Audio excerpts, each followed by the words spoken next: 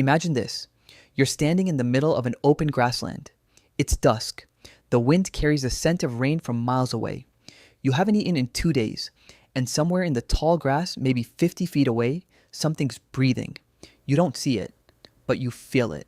Your heart is pounding. Your pupils are dilated. Your entire body is saying one thing: run. That is your stress response. The very same one you carry with you right now. The one that activated this morning when you opened your email. Here's the strange part. That ancient alarm system, designed for lions, starvation, and tribal warfare, is now triggered by a notification sound. Your brain doesn't know the difference between a saber-toothed tiger and a passive-aggressive message from your boss. And that explains more about your mental health than any wellness app ever will. Let me tell you a secret. You are not designed for the life you're living, and neither was your anxiety. For 99.9% of human history, roughly 300,000 years, Homo sapiens lived in small bands of 30 to 150 people. You knew everyone. You trusted everyone. Your entire world was a radius of about 40 kilometers. Threats were physical and immediate. A snake, a rival band, a hungry predator. Your stress response was a life insurance policy. It activated, you dealt with the threat, and it switched off. That's the key, it switched off. Your body has a brilliant system called the HPA axis. Hypothalamus, pituitary, adrenal glands. When you sense danger, it releases cortisol and adrenaline. Your heart pumps faster. Blood rushes to your muscles. Your digestion pauses. Your immune system goes on high alert. You are a machine built for survival. In the ancestral world, this system worked in perfect cycles: stress, response, resolution, rest. The cortisol spike lasted minutes, maybe hours if you were being hunted. Then it was over. Your body returned to baseline. Here's what evolutionary biologists call the mismatch hypothesis. Your brain evolved in an environment of immediate physical threats, but you now live in an environment of chronic symbolic threats. A deadline isn't a predator. A mortgage isn't a famine. A passive-aggressive text isn't a rival tribe.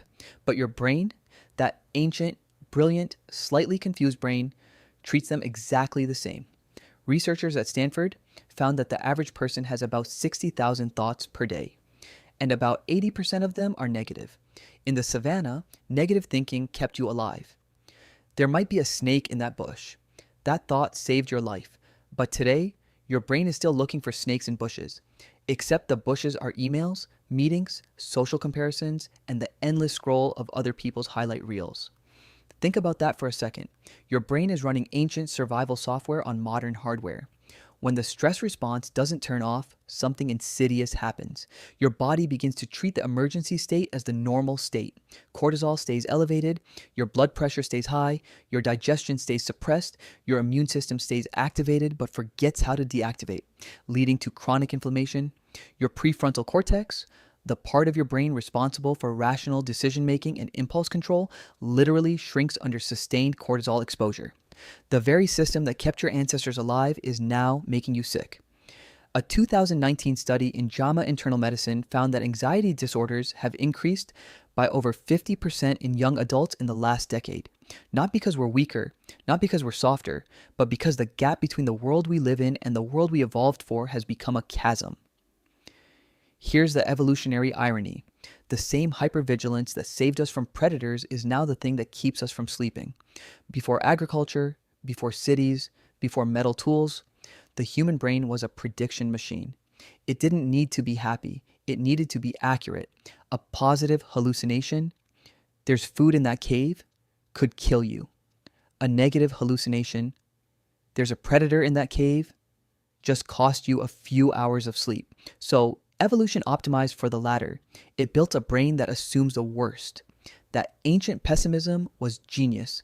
It kept us alive for 300,000 years without therapy, without medication, without meditation apps. But here's the problem. That brain now lives in a world of 24-hour news cycles, social approval metrics, and an economy where your value is measured in productivity.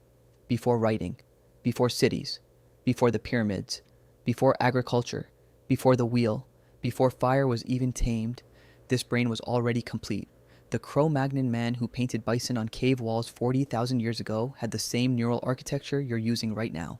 The same amygdala, the same prefrontal cortex, the same cortisol system. The world changed so fast that the human body couldn't keep up. Agriculture began 12,000 years ago, a blink in evolutionary time. The Industrial Revolution was 250 years ago. The internet is 30 years old. Smartphones are 15. Evolution works over hundreds of thousands of years. So here you are, a hunter-gatherer, brain in a cubicle, an information forager in a fire hose of data, a tribal creature trying to process the entire planet as your tribe. In 1991, archaeologists discovered the remains of a man who lived 5,300 years ago in the Alps, Ötzi the Iceman. When they examined his body, they found something unexpected. His fingernails showed evidence of stress lines, Bose lines, caused by repeated, severe physiological stress. Ötzi lived in a world of immediate threats: cold, hunger, injury, rival tribes. But his stress was episodic. It came in waves. He had recovery time. Now compare that to your life. When was the last time your stress genuinely switched off for more than a few hours? The data from Ötzi's fingernails suggests something haunting. His nervous system was healthier than yours, and he died from an arrow wound in the mountains. So what do you do with this information? Not what the wellness industry wants to sell you, not just breathe or try yoga, though those help, but something deeper. Recognize that your anxiety isn't broken. It's working exactly as designed. For a world that no longer exists, the fact that you feel overwhelmed isn't a personal failure. It's a species-wide mismatch. The system that made survival possible for 12,000 generations is the same system that makes Monday mornings feel impossible. You are not defective. You are a perfectly calibrated ancestral brain dropped into the future, trying to make sense of it all. And the first step toward freedom, knowing that every anxious thought, every restless night, every moment of feeling overwhelmed, it's not a bug. It's a feature that kept your ancestors alive long enough to create you. The world changed, but your brain hasn't. And now that you know it, you can stop fighting yourself, because you were never the problem. You were just born too late to explore the earth and too early to explore the stars. But right on time to understand the strange creature in the mirror. And now you know.